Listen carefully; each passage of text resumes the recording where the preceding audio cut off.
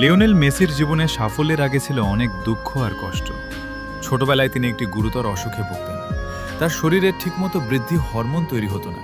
এর কারণে তার শারীরিক বৃদ্ধি থেমে যায় আর তাকে প্রতিদিন ব্যয়বহুল চিকিৎসা নিতে হতো।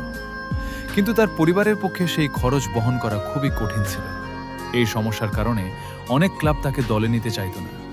ছোট বয়সেই তাকে নিজের দেশ ছেড়ে স্পেনে যেতে হয়, যেখানে এফসি বার্সেলোনায় যোগ দেন। নতুন দেশে গিয়ে পরিবার ও বন্ধুদের থেকে দূরে থাকা তার জন্য খুব কষ্টের ছিল। তিনি অনেক সময় একা অনুভব করতেন এবং বাড়ির জন্য মন কাঁদত। ক্যারিয়ারের শুরুতেও তিনি অনেক সমালোচনার মুখে পড়েন। আর্জেন্টিনার হয়ে খেলতে গিয়ে গুরুত্বপূর্ণ ম্যাচে হারলে তাকে দোষ দেওয়া হতো। বিশেষ করে বড় ফাইনাল হারার পর তিনি ভেঙে পড়েছিলেন এবং একসময় জাতীয় দল থেকে অবসর নেওয়ার কথাও ভাবেন।